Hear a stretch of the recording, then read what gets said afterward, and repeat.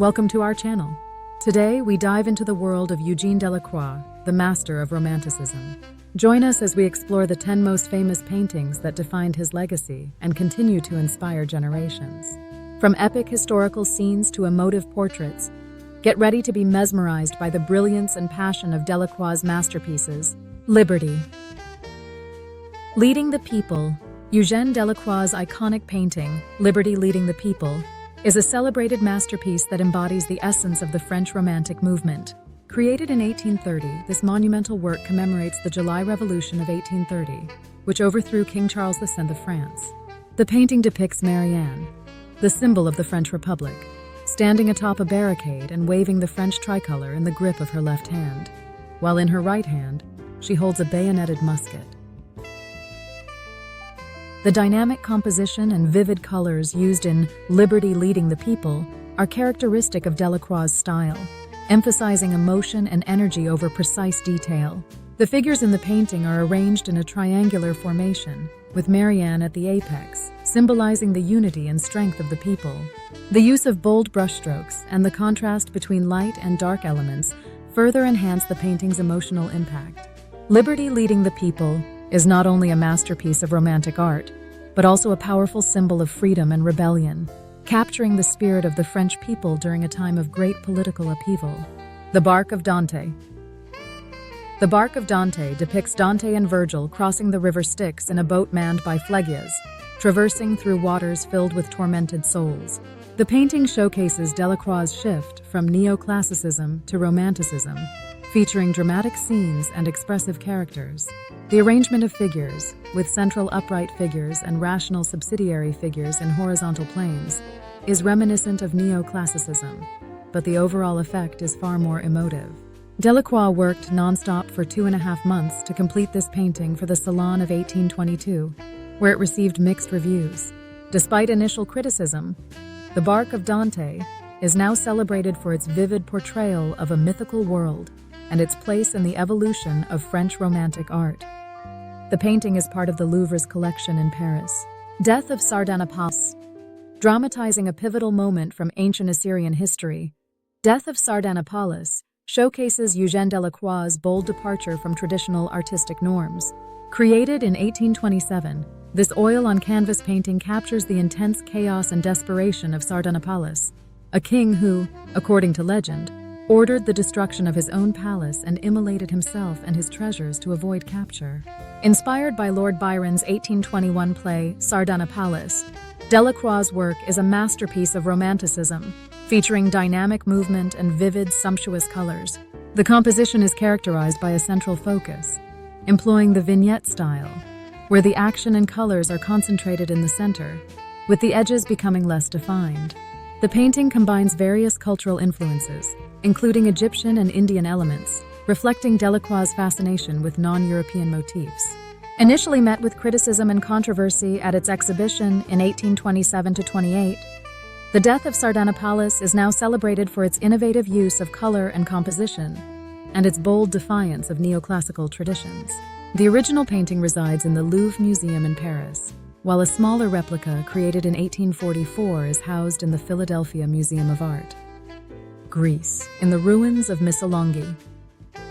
How does an artist convey the tragic aftermath of war and its profound impact on humanity? Eugène Delacroix, a leading French Romantic painter, addressed this question with his masterpiece, Greece on the Ruins of Missolonghi, painted in 1826. This work commemorates the Third Siege of Missolonghi by Turkish forces during the Greek War of Independence, which ended in tragedy with the majority of the city's population killed. Delacroix represents Greece as a kneeling woman in traditional costume, her chest bare and arms spread in a sign of sorrow. Beneath her feet, the hand of a dead victim protrudes from the rubble, while in the background, a figure symbolizing the enemy plants a flag. The composition borrows elements from Christianity, with the figure of Greece adopting a posture reminiscent of early Christian prayer and wearing clothing symbolically linked to the Immaculate Conception. This powerful image effectively conveyed the plight of the Greeks to the French public, embodying the emotional impact of war on humanity. Today, the painting is preserved at the Muséum des Beaux-Arts de Bordeaux. The Chios Massacre. Another pivotal event in the Greek War of Independence is powerfully captured by Eugène Delacroix in his work, The Massacre at Chios, a companion piece to Greece on the ruins of Missolonghi, in exposing the brutalities of war. This 1824 painting, measuring 419 centimeters by 354 centimeters, vividly portrays the aftermath of the brutal suppression of the Greek revolt on the island of Chios by Ottoman forces in 1822. Delacroix's composition is characterized by a sprawling display of human suffering, with figures representing different aspects of torment and horror. The painting's dark, earthy palette, punctuated by flashes of brighter colors, adds to its dramatic impact. Delacroix's expressive brushwork and manipulation of light and shadow further enhance the emotional intensity of the scene. The work was exhibited at the Salon of 1824, where it garnered significant attention and controversy, with some critics praising its power and others denouncing it as too graphic. Despite mixed reviews, The Massacre at Chios was purchased by the state for 6,000 francs and is now housed in the Louvre Museum in Paris, remaining a pivotal work in the history of art. Sultan of Morocco. One of the most intriguing works by Eugène Delacroix, beyond his depiction of the brutalities of war in The Massacre at Chios, is his portrayal of exotic cultures, as seen in his painting of the Sultan of Morocco. This piece, created during Delacroix's journey to Morocco in 1832, reflects the artist's fascination with the Orient and his ability to capture its vibrant and complex cultural landscape. The Sultan of Morocco and His Entourage, 1845, is an oil-on-canvas painting that showcases Delacroix's technical mastery and orientalizing vein.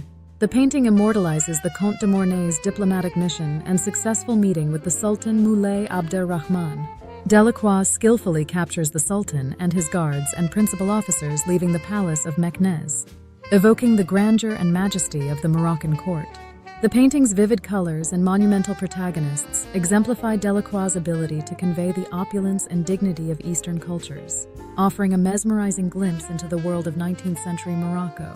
The Battle of Nancy. Delacroix received his first official commission for this work in September 1828.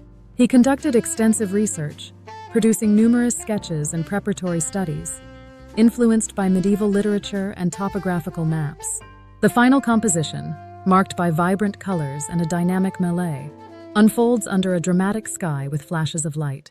The focus on the tumultuous battle scene and the somewhat peripheral depiction of Charles the Bold's death underscore the artistic ambition and historical depth Delacroix aimed to achieve in this piece. Jewish Wedding in Morocco. Delacroix based his work on meticulous visual notes taken during his travels. His detailed descriptions, as found in his notebooks, reveal a keen eye for the intricate details of traditional Moroccan attire and the bustling atmosphere of Jewish gatherings.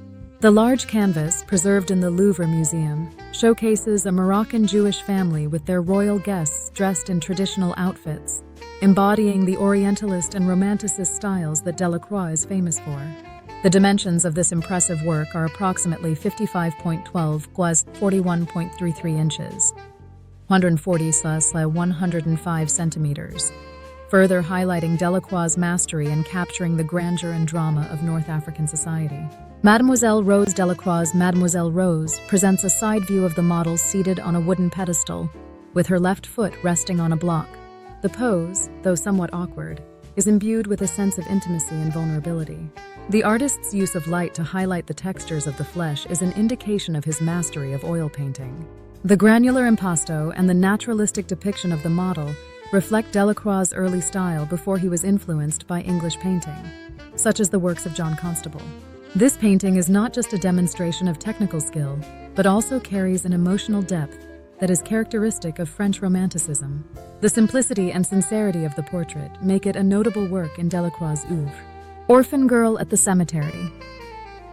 A poignant and evocative work, Orphan Girl at the Cemetery captures the somber atmosphere and deep emotional resonance that are hallmarks of French Romanticism. This 1824 oil-on-canvas painting by Eugène Delacroix measures 66 centimeters by 54 centimeters and is housed in the Muséum du Louvre in Paris, France. The painting features a young girl visiting a cemetery, likely in the French countryside. Her gaze is directed upward, suggesting existential reflection or spiritual searching. The dimly lit background, pale sky, and neglected graveyard evoke abandonment and solitude. Delacroix's masterful use of light and shadow emphasizes the girl's emotional pain, conveyed through her tearful eyes, gaping mouth, and lifeless posture. Orphan Girl at the Cemetery is a masterpiece that encapsulates the Romantic movement's emphasis on emotion and individual experience. Delacroix's choice of colors and composition creates a haunting atmosphere, making the painting a powerful example of Romanticism. It stands as an independent work that highlights the suffering of the vulnerable during the Greek War of Independence, a theme that resonates deeply within the Romantic era. Okay, that's it. Thank you for joining us on this artistic journey through Eugene Delacroix's iconic paintings. If you enjoyed this video, don't forget to like, subscribe, and hit the bell icon for more captivating art stories.